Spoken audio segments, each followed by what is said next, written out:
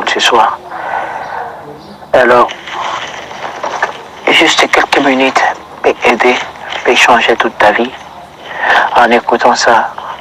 Vous savez, il y a des fois des gens qui vivent comme si la vie n'avait pas de fin, comme si ils vivront éternellement sur cette terre, comme si la mort n'avait pas de force sur eux, comme si la fin ne viendra pas un jour. Alors ces types de personnes vivent comme si le monde les appartenait au fait, le monde était chez eux, donc ils vont y rester toute la vie à l'éternité, donc tout cela. Mais laisse-moi te dire, chaque chose a sa fin. Comme les autres ont existé sur cette terre et après ils sont passés. Les jours viendra que tu passeras aussi. Mal, faire souffrir les autres, faire pleurer les autres. Azanakis te etalié nanzani. Binoba oyo ke bozo ba ki asimba kisi ya na ya rutuko kufa na poto soki pichu comme on est nazo bossa na adala ki pe pasteur ya église ya poto berger bana côté ya kuna akufa liwa mobo bizarre et papa yo ko kufa o eza Moïse mbi alekisi asimba ba est-ce que oza na ba preuve est-ce que ozo temps ya kolukelo nyanzame ko prier ko ba kenzame talisa etandame ya Moïse mbi. Alors shalom shalom bien-aimés dans le Seigneur. Shalom, shalom, et bon Zambé, na bon Zambé, Lola, Ezofuta, Simananto, Yakoloba, Kenzamba, Boeto, Kouaye, Suswati, Namanso, Azo Salera, Biso, bien-aimé dans le Seigneur. Un grand merci. Na bande réunion, Stouba, Lingarabiso, Babengarabiso, Basunia Moussaloyo. Là, je vois le pasteur Fezamissi à la bouche autorisée de l'éternel depuis Zurich. Na Philo Moukoya Motema Yabivince de Homo depuis Londres. Na maman Gisèle, Oukel Motema papa Emmanuel na Boston. Puis na maman Mami na papa Blaise Mbunga. Bonzambe na Bonzambe. Yesu nde mosuki si. Bonzambe na Bonzambe. Lola Ezofuta. Simananto Yakoloba Kenzamba Boto Koye. Les soient bien-aimés dans les Seigneurs. N'a pas peur de partout. Bandeko Babenga Kinga depuis Lobina Boutou bien-aimés dans les Seigneurs. Suite, il y a disparition. Il y a pasteur apôtre Mbiye bien-aimé. Moukolo église, cité Bethel bien-aimé dans les Seigneurs. Papa, il y a pasteur Moïse Mbiye bien-aimé dans les Seigneurs. Et bah, oh, bayebi, cité Bethel bien bayebi. Et papa Akoufa qui bien-aimé dans les Seigneurs. Papa Moïse Mbiye, Atiki Biso Akoufi bien-aimé. Bande coming, bah, bengenga de partout. Bah, miso, bah, comme bah, message na Afrique, na Europe, na Amérique, na bah, province. Bah, benguno, papa Alvin, papa Moïse Mbiye Akoufi, et na Nini, papa Moïse Mbiye, bien sûr, bien-aimé dans les Seigneurs. Et papa avait déjà un âge avancé. Papa Akolaki, Tolba, Akolaki pe, vu que santé pe comment, et bana déjà ko dérangé, boye bindengeni papa, qui Azalaki vraiment empoisonné à plusieurs reprises, bien-aimé dans les Seigneurs. Mais Nzama Lola Bikisaki papa apporte Mbiye na ba poisé belé et papa Azalaki bien. Akomaki a récupéré qui santé na peu, akomaki déjà en bonne santé, mais akomaki mingi kovana na poto, Azalaki vraiment waté na yena libota na yen. Papa apporte Mbiye akufi, papa akufi na nini, asalenine bien-aimé, restez toujours connecté na meilleure chaîne na la voix céleste Nzela Lola. Tozo kota bien-aimé dans les Seigneurs. Bandikomi bakombi kosa ba polémique sur disparition ya papa ya Moïse Mbiye. Ba misos bazolo ba ah mendeni papa koki kokufa, neni papa kofi. Ah Moïse Mbiye a auto kofi la grand frère na ye pas même 2 ans. Ya na auto kokufa komo na ye zo pichu Mbiye. O ya zalaki na poto akufa ki karaboye ndenge ni akofi papa yo kokufa lisuba komo sa netke moi polémique bilobela na Kinshasa bien-aimé. Bandeko mingi yeza na banzela bazolo ah c'est que Moïse Mbiye alekisi papa na yebo na bon non qui vous a dit que Moïse Mbiye azana kisto azana kiste est-ce que surtout na Nzambe par rapport à ba propos bande bazolo ba ote il faut za Moïse Mbiye alekisi surtout papa na ye bona boye mbayana uteki ko kufa liwa mo mystique bon la yana bien sûr abele ki akufa ki et papa pe azia déjà un âge avancé et papa kufi et ce qui m'étonne ezaka bandeko bazolo ba ah omonye Moïse azana ba kisia solo hein alekisi papa na ye alekisi ki yana est-ce que mon frère ma sœur avant que le baba makamnyon stozolo est-ce que zo attend ya ko tuna nzambe nzama la qui so état d'âme ya Moïse Mbiye Nazo côté la Moïse mbi était toujours solo la na bino, tout mes conseils là un peu analyse. Ce qui m'étonne, la plupart, bazo beta du solo ya kiste Moïse mbi ya salibo et obo na boli wa ya grand frère na kufa na Paris agi misti pas même 2 ans akufi papa na ya ko kufa Moïse mbi ya yebi wa est-ce que yo za na ba preuve que Moïse mbi ya simba kisi est-ce que yo yebi za na ba preuve que Moïse mbi ya lekisa ya na lekisi papa na non bien aimé dans le Seigneur et le rezo kamusanga eza que ta église nezo beta li solo. Plupart ce sont des chrétiens que bazomi bien ba chrétiens ne bazo beta li solo. Oh Moïse simba kisi c'est que yende alekisi papa na apôtre mbiye oh bona boye pona ba moto. Est-ce que vous avez des preuves bien-aimés dans le Seigneur aux chrétiens yo pour prier? Est-ce que vous attend ya kokota prière kotuna nzambe nzambe la kisanga état d'âme ya Moïse mbi asalela ro ya solo to asalela ro ya lokuta? Est-ce que Moïse mbi ya simba ki to simba kiste? Au moins que ceux qui nzamba lobaka a répondre à ma prière na biso ceux qui nzamba lobé là déjà sur Moïse mbi et voilà je te donne raison les cas loba na yo. Mais yo non no tuni nzambe te sur état d'âme ya pasteur Moïse mbi ozo kolobaki asimba baki azabo plupart des gens au kebazo le gana ba TV bango mo bazana nzambe te na yo côté Moïse mbi était je suis au milieu du village azala na kis te étalé na nzambe binoba oyo ke bozo baki asimba kisi ya na ya rutuko kufa na poto soki pitu comme on est nazo bossa na adala ki pe pasteur ya église ya poto berger bana côté ya kuna akufa liwa mobo bizarre et papa yo ko kufa o eza Moïse mbi alekisi asimba baki est-ce que oza na ba preuve est-ce que ozo temps ya kolukelo nyanzame ko prier ko baki nzame talisa etandame ya Moïse mbi nzama sa lobela yo ke non Moïse aza mosana ngate asimba baki aza mosana ya Satan. Non, plupart ce sont bazo mi benga ba chrétiens mais bazo tambola na robanga nzambe te bazo benga ba chrétiens qui ont des versets bibliques bazo lo ba bien di lo ba nzambe ne bible zolo bazane ngala zo comparer ba onde mona ba pharisiens ba scribes les pharisiens et les scribes connaissaient très bien la parole de l'Éternel. Ils étaient versés dans les Écritures. Ils étaient versés dans les Écritures pe ba yeba ili lo banza mais très bien. Mais babana yo ko tchali lo banzambe ya lola en pratique t'es bien aimé dans le Seigneur. Babana yo ko tchango en pratique t'es bien aimé dans le Seigneur. Donc c'est ça quoi bien aimé dans le Seigneur. Et belé bazol le kabazolo. Oh Moïse akisima bakisi. Oh Moïse mbia na alekisa ya na alekisi pasteur papa ne apôtre Moïse mbi ndenge tozo yoka na bakina va même na ba serviteur de Dieu bazo beta lisona. Est-ce que bino boza na ba preuve? Est-ce que bino botamola na ko banga nzambe balande la vie na bino vraiment très bien. Beaucoup mona ke vie ya ekobo tonda kati na bino ya lokuta ya cupidité ya orgueil kati na bozana ntayete bozana exemple te.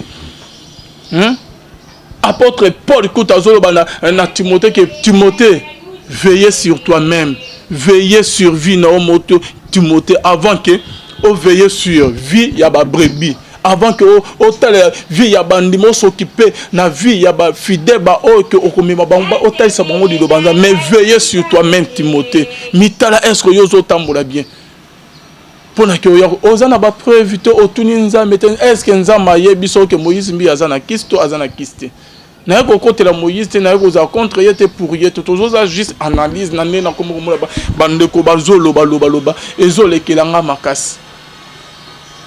Est-ce que botuni nzamba yebiso non bino bozelaka événement mo salami que boyoko asimba bakis azabo non zo pétant ya kotuna nzambe qu'est-ce qui ne va pas liwa ils en ont normal bien aimé dans le Seigneur to botama pour to zala éternel to vivre éternellement te non il y a un temps que il faut to botama il faut botama et puis il y a un autre temps que il faut kufa bien aimé dans le Seigneur de la poussière au outil penakata poussière no okozonga bien aimé dans les nzamba que la biso to vivre éternellement te akela biso na moment mo que notre revivre na samo qui après avoir que ça la volonté na nde to kokufa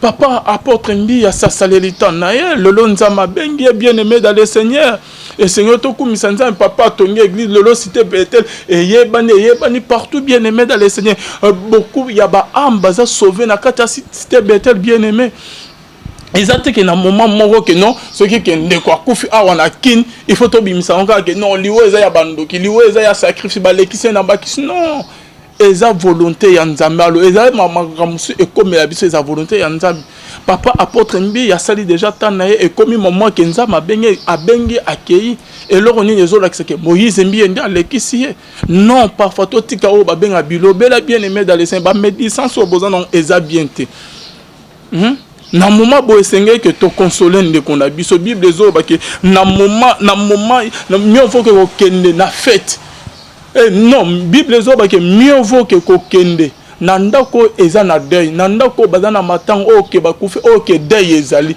ke kokende na fête parce que na moment ya matango tant ozo kende na ndako ya matango ya deuil bien aimé ozo zo conscience que non ndenge ndeko nango yo akufi e koma pe tourna ngai ke ngape na kokufa un jour ndenge oyo akufi oyo ke tobanda kolula vine oyo ke ayebani ke soit célébrité na ye mbongo na ye richesse na ye beauté na ye bandako ba richesse aza nango mais lelo akufi bakomi kobenga ye cadavre c'est que ngai pe na kokufa esengeli ke conscience esala oloba ke j'ai pas droit à l'erreur il sengeli ke na sala volonté ya nzambe lelo apôtre mbi oyo azali papa ya pasteur Moïse mbi ya kufi bien aimé dans le Seigneur yo oyo ke ozoba médecin bilobela ozo koma koloba ke Moïse alekise bonabo zwande temps ya kotala vie no bien aimé oko vivre éternellement il y aura un moment donné que nzama lola kobenga yo oko kufa bien aimé c'est à toi que ya ko se poser ba question est-ce que nazo sala volonté nzambe le lo soko kufi bien aimé dans le Seigneur oko zala wapi oko kende wapi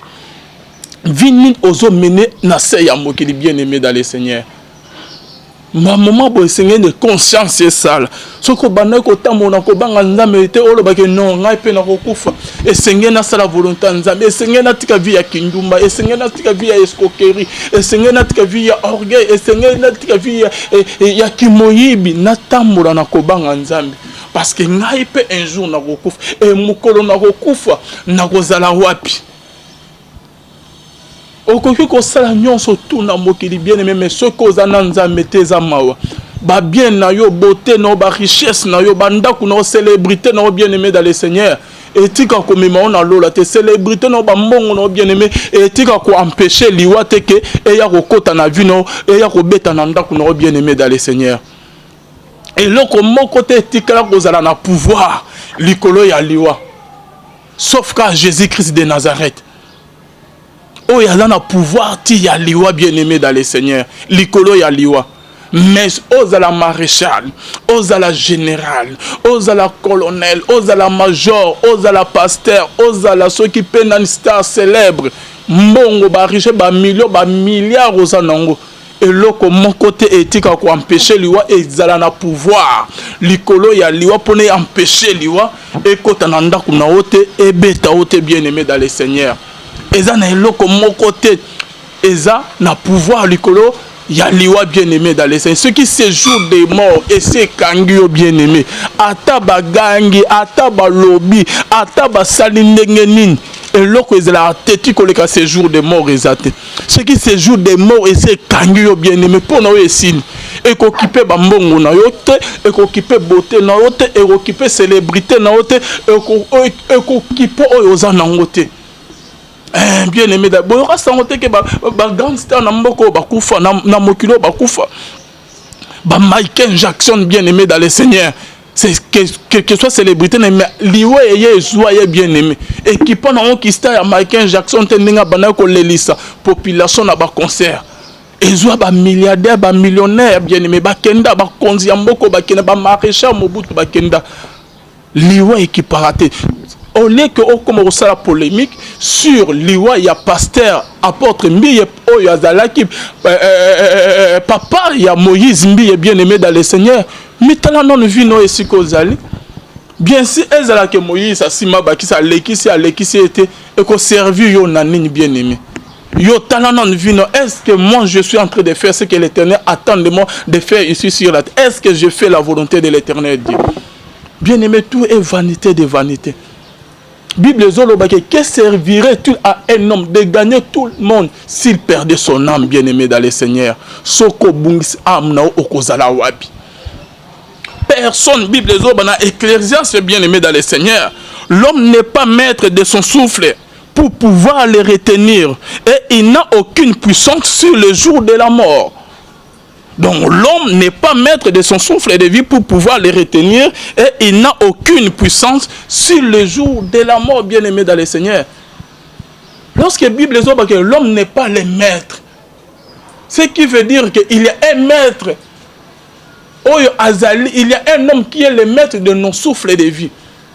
Parce que la Bible dit qu'au commencement, bien-aimé dans le Seigneur, Nzamba Kelly, il a créé l'homme bien-aimé, mais la Bible dit que l'homme ne bougeait pas, l'homme ne faisait pas de mouvement. Et la Bible n'a raisonné, la Bible dit que dès après avoir soufflé dans les narines de l'homme, et l'homme devint âme vivante bien-aimée. Dans le mouvement, à partir de il y a souffle de vie que Nzamba Tchekatinaye. Donc tu dois le savoir que tu sois chrétien, tu sois sorcier, que tu sois magicien, célèbre, païen, tu dois le savoir que tu as une partie de Jésus-Christ en toi. Tu as une partie de Dieu en toi. Et le jour où l'Éternel Dieu se décidera de retirer ce qu'il a mis en toi, oh, que souffle de vie, c'est pour cela que bien-aimé dans le Seigneur, Bible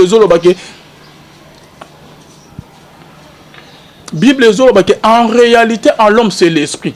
En réalité, en l'homme, il y a bilambate, il y a richesse, il y a mongo, il y a millions, il y a beauté, bien-aimé dans le Seigneur. Mais en réalité, en l'homme, c'est l'esprit bien-aimé dans le Seigneur. Dès après avoir créé l'homme bien-aimé dans le Seigneur, l'homme ne bougeait pas. Et na bonzambe nzamba vana raisonner et Bible dit dès après avoir soufflé dans les narines de l'homme et l'homme devint une âme vivante bien-aimée dans le Seigneur. Après avoir soufflé, que chapé manaye esprit ne katina être vivant bien-aimé quatre et il y a mon ton nzamba kelek et mon tozu esprit a commis qu'au bouger. Que tu sois sorcier, que tu sois magicien, que tu sois païen bien-aimé dans le Seigneur, aux criminels, tu dois le savoir que tu as une partie de Jésus-Christ en toi, tu as une partie de Dieu en toi. Et le jour où l'Éternel Dieu se décidera de retirer, de récupérer ce qu'il a mis en toi, c'est le jour-là que tu seras appelé cadavre bien-aimé dans le Seigneur. Mukolo Pema. Mukolo, les maîtres de nos souffles de vie, a décidé à récupérer Pema à Tchakati, bien-aimé, c'est le jour-là que tu seras appelé cadavre. Okobenga malusu millionnaire t'es bien-aimé dans le Seigneur. Okobenga malusu star t'es bien-aimé dans le Seigneur. Okobenga malusu t'es que udiana neba mesa okobenga biote la plus okobenga malusu te beauté no ekozala pamba biloko nyonso ozala na mokili ekotikala. Mais okobenga make cadavre. Bien-aimé dans le Seigneur, le jour où l'Éternel Dieu, le maître de nos souffles de vie, va se décider de récupérer en toi ce qu'il avait mis en toi, bien-aimé dans le Seigneur, c'est le jour-là que tu sauras que tu n'es rien. C'est le jour-là que non, tout est vanité de vanité. C'est le jour-là où que mamongo nazaya nango, orgueil nazaya nango, mabona banako sala baninga bilamba mituka etikali. Au monde en pas ma vanité de vanité et l'autre morote kobik som kolaliwa bien-aimé dans le Seigneur. Il est temps na yo o ekozo sala polémique hein. O nazana bambongo, nazana ba parcelle, o nazabo ozo sala polémique sur liwa il y a pasteur, il y a papa, il y a Moïse Mbi bien-aimé, mitala non vino ozo tamula ndenge nini yaya. Ozo tamula ne marche no ezandenge nini nanzambi. Le lot ce qui liwe okokene wapi yaya. Le lot ce qui liwe oko se retrouver wapi bien-aimé dans le Seigneur. Ndenge Paul azoloba Timothée mon fils, dans toutes les occasions, favorables ou non, prêche la parole de Dieu. N'a pas profiter de circonstances comme les familles. N'a pas interpeller, n'a pas loba ndeko oso bungi nzela nzambe. Oso bosani nzela nzambe nzamba lokote surtout yo mutozo la nangai. Outi na famille ya passe nzambe lolo selio grâce lolo se retrouver na poto. Nzambe lolo selio grâce lolo comme ministre. Nzambe lolo selio grâce au comme sénateur député. Nzambe lolo a selio grâce lolo comme journaliste, au comme célèbre, au comme un grand pasteur, comme aussi ma bambongo ya ndenge na ndenge. O bosani nzambe wana. Tala na ba faible commencement, tala bisika nzamba zwa yo. Yo vraiment ozolana ceux qui nzambe te olingo mériter libala wana te. Yo vraiment ozolana ceux qui nzambe te olingo ozala na poto te. Yo vraiment ozolana ceux qui nzambe te olingo ozala oyo ozalelo te. Ezaka grâce à nzambe. Oyebi combien de baninga na ba proche na ba ndeko na ba famille na oke bazo souffrir. Mais nzamba sali yo grâce lolo ba benga maman ma passe lolo ba benga oke riche lolo ba benga oke oye bani pasteur. Nzamba lola tomboli yo asali yo grâce lolo bosani nzambe wana. Kanisa bisika nzamba azuyo. Kanisa bisika nzamba lokoti yo ndenge na Rome bazoloba. C'est que j'ai contre toi, c'est que tu as abandonné ton premier amour. Premier amour au banaki koluka nzamba avant qu'il y a pamulo, avant qu'il y a commission oyozali, o chebolingo wana wapi yaya. Se souvient bisika nzamba zoayo. Mitala soko zo tambola na kobanga nzambe nzamba zo lebela ndeko moko na pokwa lelo bien aimé toza ba kolo ya ba souffle de vite dans quelque temps pe liwe ko yelo posimi mutu bien aimé quand na minute to lo émission et silipe okoyo kufi bien aimé est-ce que zo tamona na kobanga nzambe combien de personnes au ba kufa na ba tension combien de personnes au ba sala ba crise et même ba on a liwa ba kufa combien de personnes au ba belaka mutu passe fièvre ya pamba bien aimé et même ba on a liwa mais yo okota na ba hôpital na ba komo au bela ba maladie mo compliquée mais nzamba sali yo grâce abatelo en vie c'est kaza na posa asa no yelo komoko mais koko misango trop tard tes conscience no ezala et sala zongela nzela nzambe ke mukolo liwe ko écoute on nzela nzambe liwe et surprendre biso bien aimé mukolo liwe pe ko surprendre ndenge surprendre baninga bien aimé dans le Seigneur ozala en bonne relation na nzambe bien aimé. Baloba que le cœur de l'homme a beaucoup de projets, mais c'est la volonté de l'Éternel qui s'accomplisse. Babi soir, je me rappelle encore jusqu'à présent, liwa maman nanga oyabota maman Kapibouji que son âme répond en paix. Tokutana na maman joue mon abutu. Maman zo c'est la programme à lobby. Non, Alvin net yoza na oza véhiculé ya kozwanga lobby, otikanga na fête to kene na fête ya ba bienvenue bivens de mobile ya filo, grande sœur au bazana poto filo même quoi ya.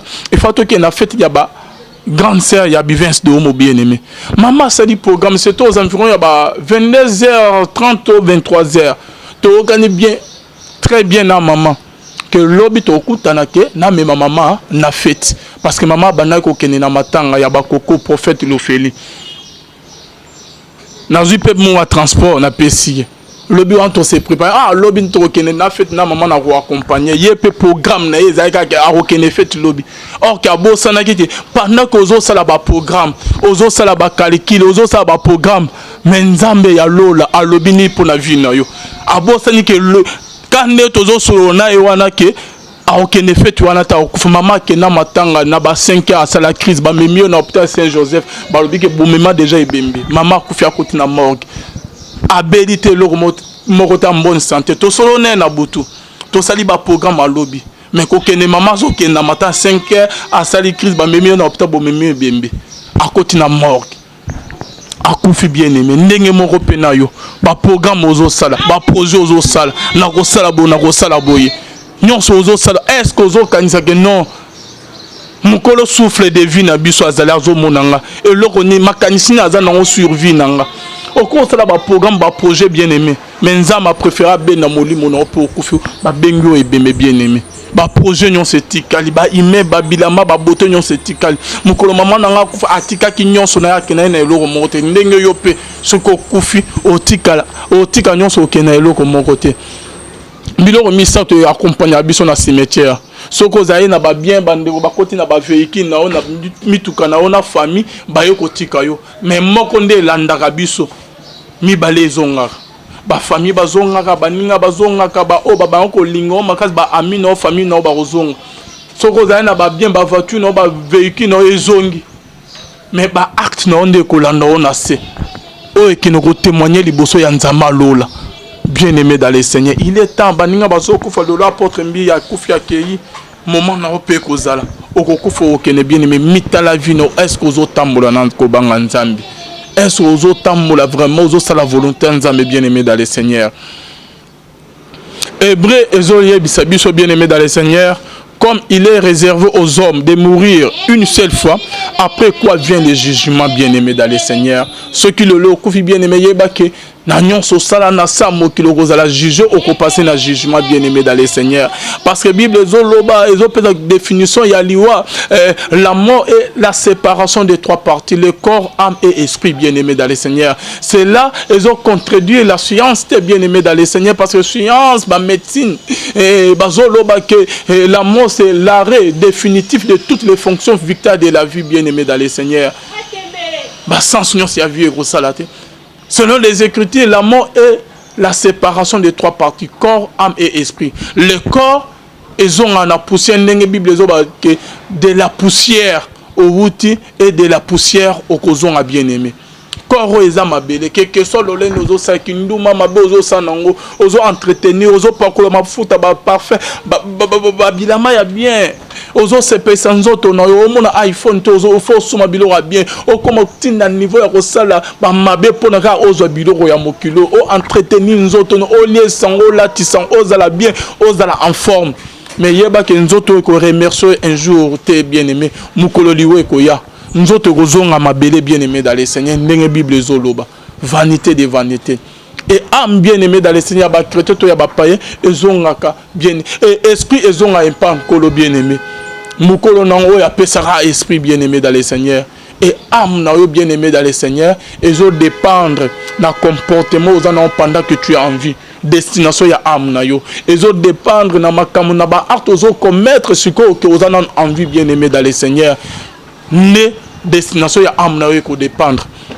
Ceux qui ozara païen, ozota monako banga nzambe te, yo kinduma escroquerie kimoyibi. Ozolingo zo nyonso ya mokilo za capable ya kosala ba mabe nyonso tout pour nous ba nyonso ba bien ya mokilo bien-aimé dans le Seigneur. Âme na yo otika bilo nyonso wana moki âme na yo ke na lieu de tourment. Pour nande o ke nyokama. Pour attendre le jugement dernier et être jeté dans les lacs du fait bien-aimé dans le Seigneur. Nzambe ya lola o yazali lelo Dieu miséricordieux pour na yo bien-aimé, il te sera un jour un juste juge mukolo ya jugement na yo bien-aimé dans le Seigneur. Nzambe ako épargner yo te, ako pardonner yo te, Nzambe ako pardonner pendant que tu es encore en vie. Mais ce que so kufi na mabe bien-aimé dans le Seigneur, o tikla ko zo pardon ya Nzambe te bien-aimé. Otika la kobiki samate na bamabe na yo. Nzambe aza un Dieu miséricordieux akoko limisa mabe nyonso tout eza bamabe nini osali. Nzambe aza capable. Il est le Dieu miséricordieux akoko limisa na masumu wana bien-aimé dans le Seigneur oyo osali pendant que oza en vie. Mais une fois que okufi bien-aimé dans le Seigneur, il te sera un juste juge mukolo jugement na yo bien-aimé. Nzamba rotali so ba occasion nyonso to apesaka yo olandaka la voix céleste olandaka frère Alvin ba côté ya yo opesa vie no et pas nan kolote. Tala ba occasion na pesa que oye pas nanga nyonso tout sabota na yo. Mais il est temps maintenant au mériter et tout na mabe nyonso tout au sala bien-aimé dans le Seigneur. Mitala vie no bien-aimé dans le Seigneur. Le Dieu que azali le Dieu miséricordieux bien-aimé dans le Seigneur, il te sera un juste juge. Un jour, ce qu'on confie bien-aimé pour le jugement na yo. Ecclésiaste zolobake, Dieu amènera toute œuvre en jugement au sujet de tout ce qui est caché, soit bien, soit mal. Wana Bible zolobana Ecclésiaste bien-aimé. Car Dieu amènera toute œuvre en jugement au sujet de tout ce qui est caché, soit bien, soit mal.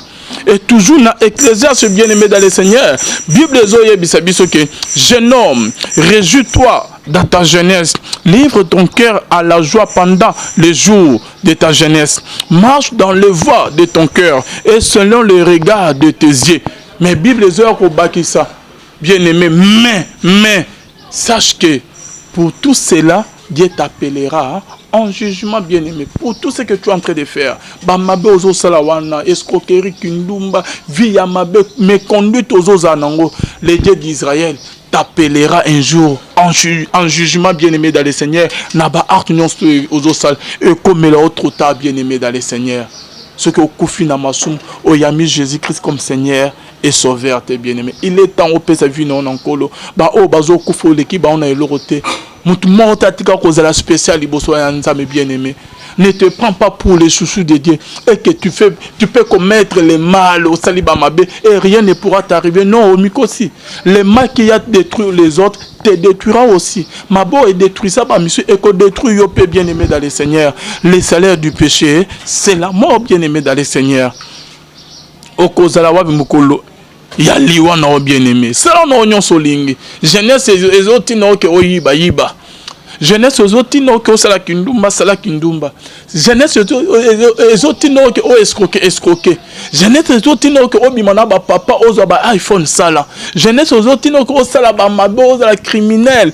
Pour ozo ba mongo ba bien ya mokilo osala bien-aimé. Mais tu dois le savoir, sache que l'Éternel Dieu t'appellera un jour en jugement. Parce que oh nyons tout aux ça là, bah humain, bah quelque soit bah bien nyons tout aux na sa mokil, bien aimé au tikango. Et au tik bah tika ko entero na ba bien aimé dans le Seigneur. Mais yo moné aux la face na ba acte aux commettre na sa mokil, face liboso ya nzambe bien aimé dans le Seigneur. Bolam na yo ba art na onde et qu'un côté témoigner liboso nzambe eza ba bien oza na onte ba bijou nyonso etikala susu oza na ngwana obalo obota bien aimé okena banate susu oza na ngwana ko obalo ozwa otonga ba immeuble etikala ba bien etikala bien aimé dans le Seigneur okozala yo moko liboso ya nzambe ya lola bien aimé liwe ko yela yo ndenge surprendre apôtre Mbiye papa ya Moïse Mbiye bien aimé ndenge surprendra pe grand frère ya Moïse Mbiye bien aimé année coulée bien aimé akufaka aboni azala ki pe jeune. Je ne crois pas qu'il y a na ba 40 ans. Je crois qu'il y a 30 et mais na limité qu'à l'équipe 40 ans. Ndenge moko penayo liwe ko surprendre yo bien ba o bazo kufa o l'équipe ba on a le retour spécial liboso ya miso nzambe te nzambe ndi azo sala grâce conscience zo actuellement dans le Seigneur et comme l'autre tard ba o bazo souffrir na ba mbeto ba hôpital terrassé par la maladie ba o to wapi bien aimé o l'équipe ba on a le retour ba komi ko regretter vu o ya mabe ba mena di bana ya nzambe comme ba trop tard. Il est temps yo mutozana en bonne santé en forme pesa vie non encore tout est vanité de vanité zongela nzela nzambe bien aimé kufa na nzambe bien aimé dans les saints les bibles zoloba réjouissons-nous réjouis-toi mais dans le Seigneur bien aimé c'est peu là lia mais là lata misala bien entretenir beauté non mais dans le Seigneur bien aimé dans les saints nandenga mabete nandenga mabete tonga no ba immeuble tambolo na mituko lingi melan ba gym liano melazala en bonne santé la tazala na attirante bien aimé dans le Seigneur mais dans le Seigneur réjouissons-nous mais dans le Seigneur bien aimé dans le Seigneur ko banga nzambe to sepe là mais na kati ko banga nzambe liwe surprendre bisote na mabe bien aimé dans le Seigneur conscience na oyesala $100 aux Olanda, mobile aux Olanda, iPhone aux Olanda, et même on a dit feloté bien aimé, Mukula Liwa n'a bien aimé dans le Seigneur. Après la mort, il n'y a pas le pardon du péché, vous devez le savoir. Soko Koufi après la mort, il n'y a pas le pardon du péché. Kolante ke bande ko na biso musu bakatoye baloba basa ba messe moko na bosa koma ba messe en que non bosali ba messe mukula liwa ke ndeko akufi to sengele pas pardon ya masumu non vous vous trompez bien aimé après la mort il n'y a pas le pardon du péché Nzambe azali le Dieu miséricordieux a rolim son na masumu na onyo pendant que tu es encore en vie une fois que tu meurs bien aimé dans le Seigneur aucun ko répond à ba art na yo bien aimé oh sala na samokin il est temps au pesa vie non encore le bien aimé dans les saints je crois bien que programme ba au pesa biso programme papa vous taille ko kufa apôtre Mbiye yo mutozo la na biso dans la vie ozo mene est-ce que ozo tamona nzambe tozo tamona nzambe te un bien aimé ozo banga nzambe tozo banga ete dans la vie aux autres mené dans la vie aux autres tambola nzamba lola azo bengo na pokwa lolo otamona ko ba ozongela nzela no malgré ko bunga izongela nzela na bien aimé dans le Seigneur na des pierres bazolo bake si Dieu n'a pas épargné les anges qui ont péché bien aimé dans le Seigneur il les a précipités dans les abîmes des ténèbres et les réserve pour le jugement bongo yo bien aimé dans le Seigneur Nzamba lola soka épargna ba ange à travailler na ba o baza nzinga na été à cause de la désobéissance ba péché nzamba a épargné bangonte à précipiter dans les abîmes des ténèbres, bien-aimés, et les réserves pour le jugement. Bongo yo bien-aimé. Comment on a été qu'on a chouchou en Zambie, qu'on a annonce tout, le salaire du péché c'est la mort. Il y a que ce qu'on a bien-aimé dans les Seigneurs, les dieux d'Israël t'appellera en jugement. Au répond à art non tout au salina samo qui peut auquel fait au regretter bien aimé dans les Seigneurs. Ah on a samo qui bien aimé tous en a vu moi ya mukuse. Au vivre na samo qui 40 ans, 30 ans, 50 ans, 70 ans et ça mukuse bien aimé dans les Seigneurs. Mais après la mort bien aimé dans les Seigneurs, les grandes choses commencent après la mort. Les grandes choses et bandara pendant que tu es en vie, non, mais les grandes choses commence après la mort, bien-aimé. Une fois que au koufi, au rosana bon moya moulaye éternellement. Ce que yeba ginza mette, ozo souffli passe na katali felo. Ce qui peut yeba ginza mozana bon moya moulaye au vivre éternellement, bien-aimé. Na lieu de repos. Bisika ya paste ya bise on a bisen kokumi sanzambi. Bien-aimé dans la vie na yo. Ba honneur ba pe sarabiso pendant ba obsèque. Cela ne sert à rien, bien-aimé dans le Seigneur. Bako bengolo ba musicien ba yemi ba filmer ba publier ba zolio ba hôpital ba cimetière ceux qui payent ndengeni bien-aimé ba peso ba honneur on tout c'est pour la chair, c'est pas pour l'esprit, c'est pas pour l'âme, bien-aimé dans le Seigneur. Et là pour nous autres ezongi mabele lolo ba ebele ba kufa to bosana bongo yo. Tamboura na kobanga nzam avant que kombela yo. Trop tard, bien-aimé dans le Seigneur. Et ça, message tout à collègue pour informer na baninga que ba o ba yeba kité bazana na ba doute vraiment papa ya Moïse Mbi ya Koufi apôtre Mbi Moulaya o yazali papa visionnaire ya église cité Bethel o yazali papa ya Moïse Mbi et les pasteurs musiciens au Keboyebi atiki biso bien-aimé dans le Seigneur na âge ya ba 72 ans ba 72 ans dans 3 mois 2 mois il faut passer leur anniversaire. Je crois que Babana a préparé à 73 ans malgré que le programme oh non mon anniversaire n'a pas bon non et que ça me souffle de vie a vu souffle de vie naïe et papa le l'a accueilli dans autres que la bino message mon bien aimé bon mais Rolanda yande on a biso immortel hein quand ni qui peut atteindre qui message naïe toujours mais Rolanda on a bino bien aimé mais c'est la fin de notre émission. Nzama lola monabino bonzambe na bonzambe lola ezofuta simananto ya kolobaki nzama boto koye les souffles na manzazo sa ya biso tozo rappel message yande komoko l'évangéliste immortel kaniki OEP azali musicien bien-aimé dans le Seigneur atinda pe message mo très important concernant toujours bamarama baliwa o bien-aimé et kozala bien makas na yo pe mutozo landa biso. OK. Bonsoir. Si comme par hasard ces messages arrivent sur ton téléphone. Ok. Attendez. Message arrive sur ton téléphone. Cela veut dire ceci te concerne. Donc, s'il te plaît, n'hésite pas à prendre même juste 5 minutes, 2 minutes pour écouter.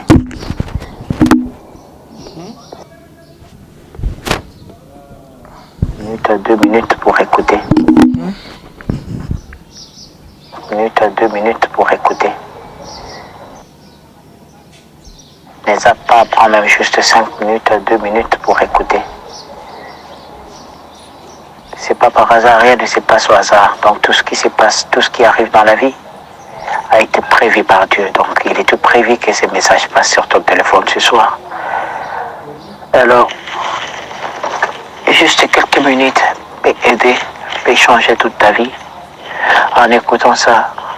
Vous savez, il y a deux fois des gens qui vivent comme si la vie n'avait pas de fin, comme si ils vivront éternellement sur cette terre, comme si la mort n'avait pas de force sur eux, comme si la fin ne viendra pas un jour. Alors ces types de personnes vivent comme si le monde les appartenait au fait, le monde était chez eux, donc ils vont y rester toute la vie à l'éternité, donc tout cela. Mais laisse-moi te dire, chaque chose a sa fin. Comme les autres ont existé sur cette terre et après ils sont passés, le jour viendra que tu passeras aussi. Alors fais un effort de vivre bien avec les autres. Réfléchis, chaque fois que tu veux agir, réfléchis. pense bien dans la vie. Si ce que tu fais est correct, le monde ne nous appartient pas. Nous partirons toujours un jour tous, nous partirons un jour. Et fais un effort de vivre pleinement ta vie, vivre bien avec les autres. Car les œuvres que nous faisons sur cette terre, ce sont ces œuvres que nous amenons, qui justifient notre présence sur cette terre un jour devant Dieu. Tu vois, haïr les autres, agir mal, faire du mal aux autres, traiter les autres mal, faire souffrir les autres, faire pleurer les autres, et humilier les autres, se moquer des autres, ne nous aidera à rien un jour. Un jour, nous allons finir par retourner sur cette terre comme il a été prévu. Tu es poussière. De la poussière, tu es venu. De la poussière, tu retourneras aussi. Vous voyez? Alors, il y a des gens comme par exemple qui vivent avec les autres comme s'il était supérieur aux autres. Vous savez, Dieu nous a tous créés au même pied d'égalité, à son image, à sa ressemblance. Il n'y a pas plus fort, plus géant, plus grand, plus important que les autres sur cette terre. Nous sommes tous pareils. Nous avons tous des valeurs que Dieu nous regarde. Dieu ne nous regarde pas parce que nous sommes riches. Dieu ne nous valorise pas parce que nous sommes millionnaires. Mais Dieu nous regarde de sa façon. C'est nous les humains que nous regardons différemment, avec des indifférences et avec tout ça. En croyant qu'avoir l'argent, on est supérieur à l'autre. Non, non, non. Être diplômé, on est supérieur à l'autre. Nous sommes tous humains. Nous sommes tous pareils.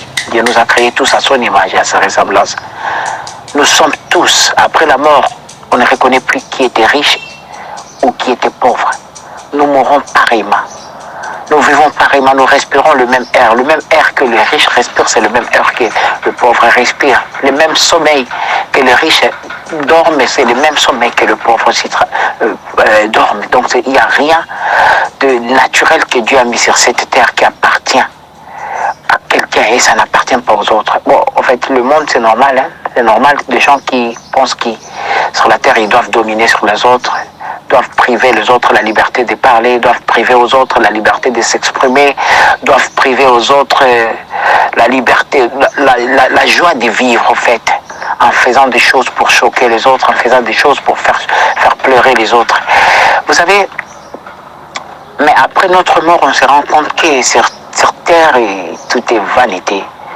Vanité, les immeubles, les maisons, tout ce qu'on se bat pour gagner.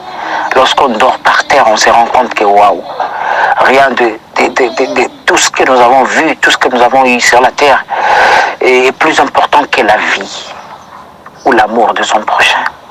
Dieu nous a mis sur cette terre pour vivre son amour, vivre l'amour avec les autres. Tu peux être heureux, tu peux vivre heureux sans argent ou avec argent, tu peux être heureux. Considère ton prochain car c'est l'image de Dieu comme toi. Considère celui qui manque. Ne cherche pas à dominer sur l'autre parce que toi tu as et l'autre manque. Non. Ne cherche pas à nuire aux autres parce que tu es en position de force. La vie est comme un roue, comme un punier qui tourne. Aujourd'hui c'est ton tour, demain viendra le tour de l'autre. Alors ce que tu sèmes aujourd'hui, tu le moissonneras demain. On a toujours dit qu'il sème le vent, récolte la tempête. Donc c'est ça. Tu cherches à faire du mal aux autres, tu cherches à faire pleurer aux autres, tu cherches à nuire aux autres, tu cherches à troubler, à ôter la paix dans les cœurs des autres. Mais n'oublie pas, ce que tu veux faire, tu n'es pas le premier à le faire, les autres en ont déjà fait. Il y a des gens qui ont fait plus que ce que toi tu veux faire. Il y a des gens qui ont pris les autres même en otage comme esclaves.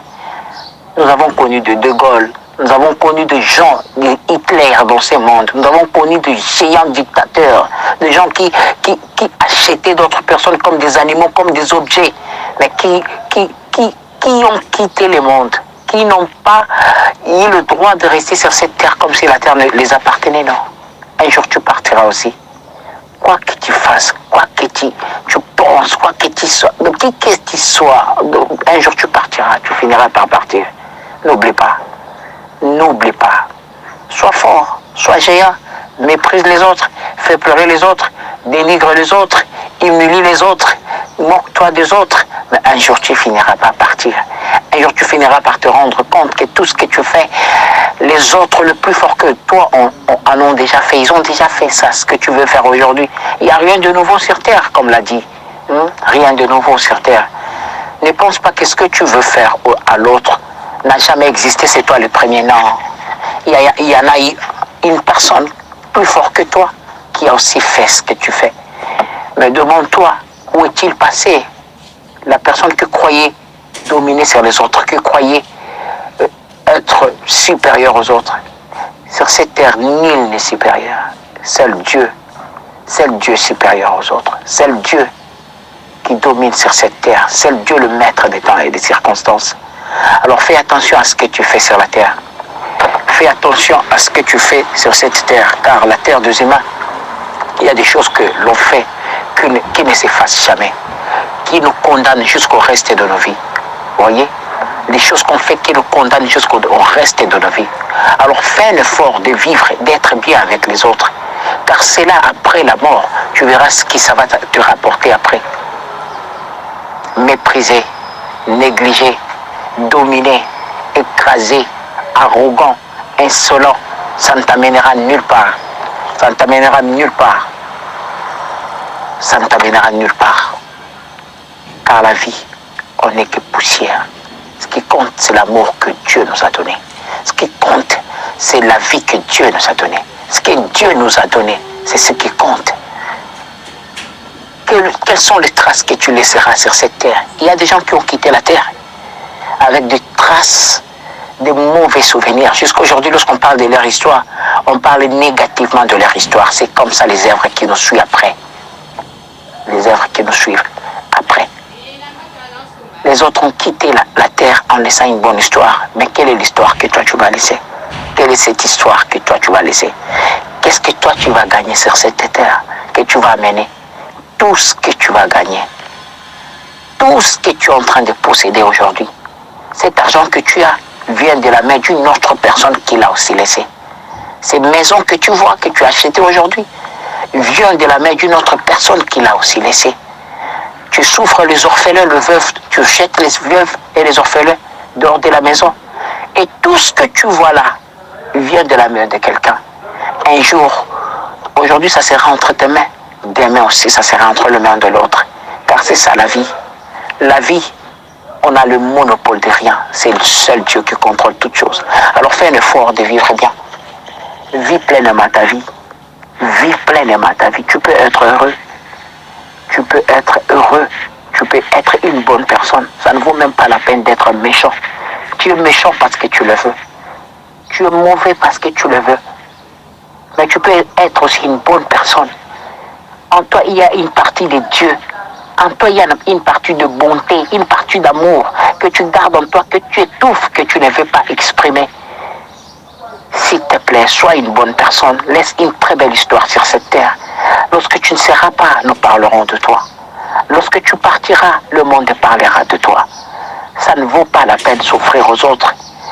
Ça ne vaut pas la peine être arrogant, être insolent, être mauvais, être méchant ou méchante. Ça ne vaut pas la peine. Nous quitterons un jour ce monde. N'oublie pas. Peut-être pas ce soir, demain peut-être. Peut-être pas demain, après-demain peut-être. Tu te rendras compte qu'il y a eu un ami que tu as aimé avec tout cœur qui est parti, qui n'a jamais perdu un membre de la famille, qui peut peut-être se souvenir de lui et dire waouh, j'ai connu quelqu'un, mais aujourd'hui il n'est pas. Mais si tu te rappelles de cette personne que tu as perdue dans la vie, tu verras que c'était aussi un homme fort, intelligent, puissant, peut-être plus que toi, mieux que toi. Mais comme la Bible dit, l'homme n'est pas le maître de son souffle pour pouvoir le retenir. Personne ne peut retenir sur sa vie. Personne ne peut tenir et dire à Dieu non, je ne quitterai pas ce monde. Alors fais bien attention à toi. Ce message n'est pas pour te faire peur. Non, c'est juste pour te dire que vis bien, sois bien avec les autres. Ça ne vaut pas la peine d'être un méchant. Ça ne vaut pas la peine d'haïr. Ça ne vaut pas la peine d'être méchant envers les autres. Ça ne vaut pas la peine de jeter ces orphelins de la maison. Ça ne vaut pas la peine de haïr ton prochain. Qu'est-ce que tu vas gagner? Qu'est-ce que tu vas perdre en aimant les autres? Qu'est-ce que tu vas perdre en étant une bonne personne?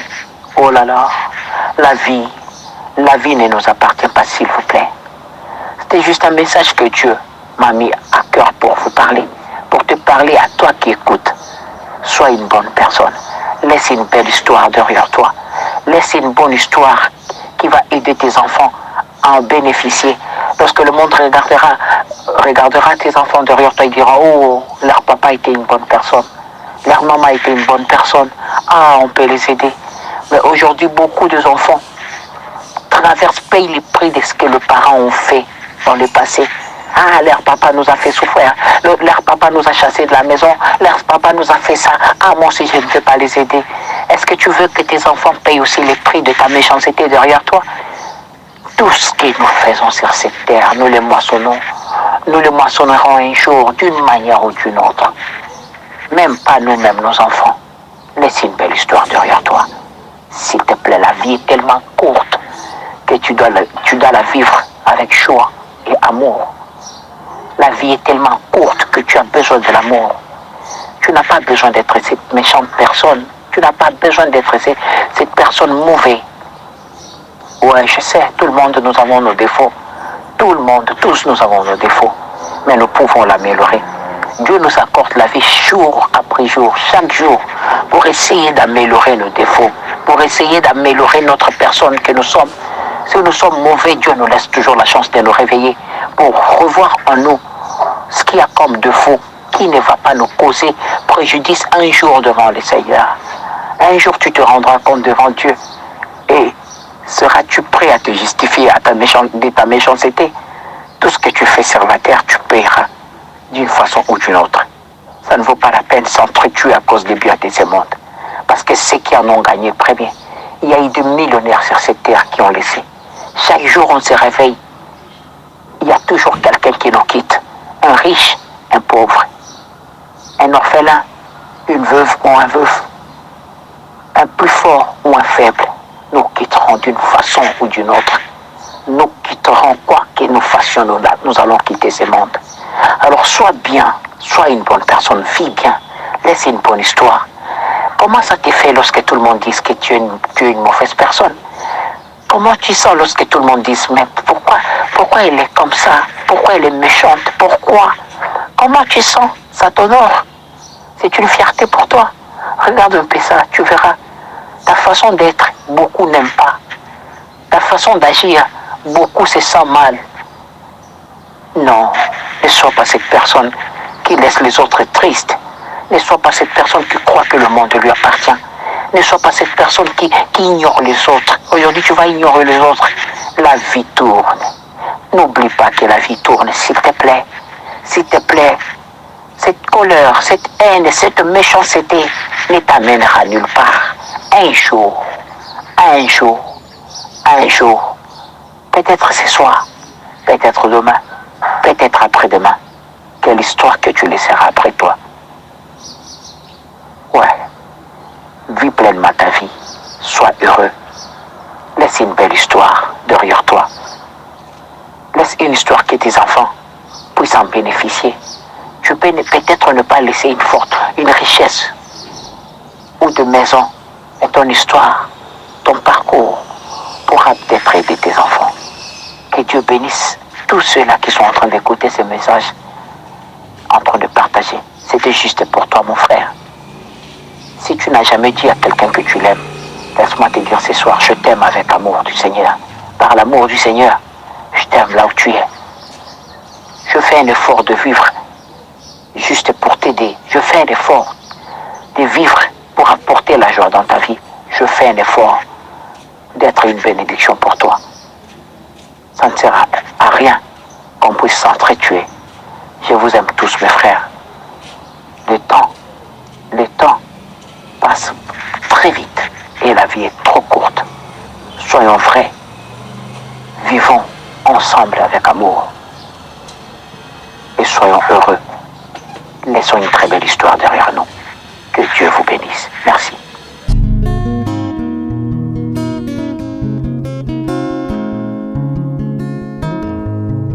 Le temps passe et ne s'arrête jamais. Alors réveille-toi, mon ami.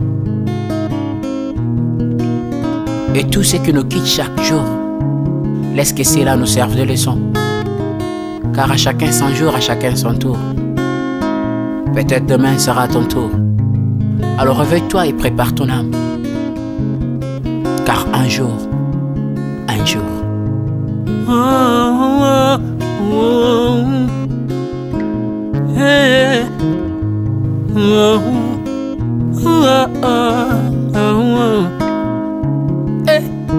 le temps passe, le jour s'envole, s'en va si vite sans laisser de traces. Comment faire pour l'arrêter, car il nous amène vers le jour de départ. Tous ces forts avant nous n'ont pu l'arrêter. Il s'en va sans arrêt, sans pitié, ni nous laisse le temps de faire nos bagages, et de tout mener. Le temps passe, le jour s'envole, s'en va si vite sans laisser de traces. Comment faire pour l'arrêter, car il nous amène vers le jour de départ. Tous ces forts avant nous n'ont pu l'arrêter. Il s'en va sans arrêt, sans pitié, ni nous laisse le temps de faire nos bagages et de tout amener. Il s'en va seul sans nous. Faut me perdre tout plutôt que de perdre son âme, À quoi bon tout gagner, mais sera que vanité. À quoi bon tout gagner, perdre son âme si l'on est censé de tout laisser. Moninga, verser le sang de l'autre, demain sera le tour, tu seras seul comme dans un miroir. À quoi bon tout gagner, perdre son âme si l'on est censé de tout laisser. Moninga, verser le sang de l'autre, demain sera le tour, tu seras seul comme dans un miroir. Où tu rendras compte devant le Seigneur toute ta vie sur terre. Après avoir tout gagné, l'on s'en va seul, sans rien amener. Faut me perdre tout plutôt que de perdre son âme. À quoi bon tout gagner, demain sera que vanité. Faut me perdre tout plutôt que de perdre son âme. À quoi bon tout gagner, demain sera que vanité.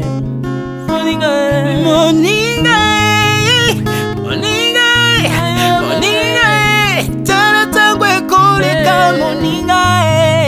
Moninga, tala bato bako kende. Kosala lolendo na mokili okanisi mokili yango yayo, tala bato bakoleka.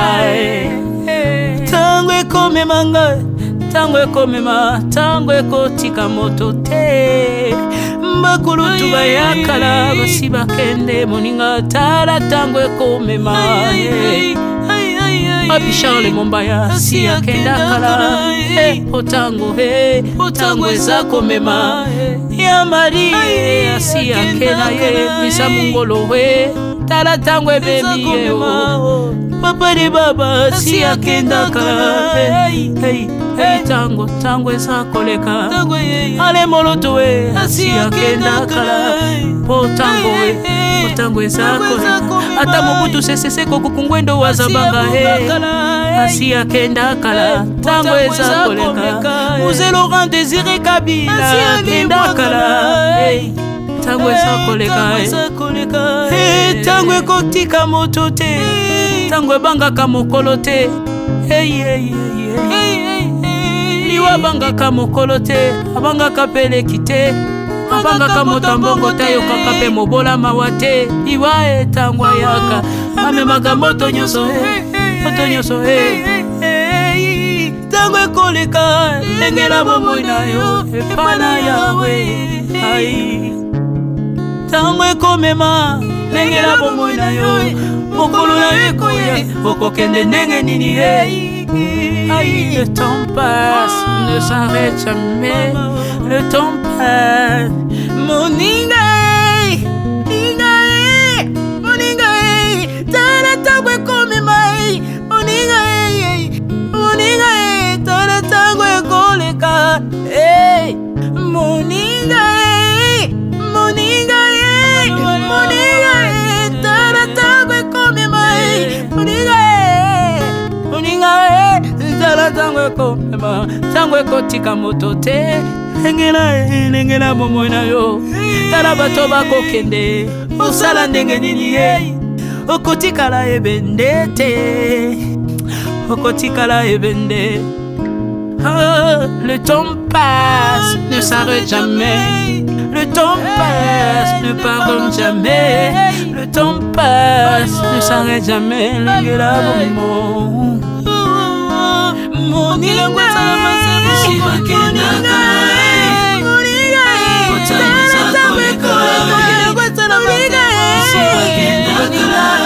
Tala tangwe kolika le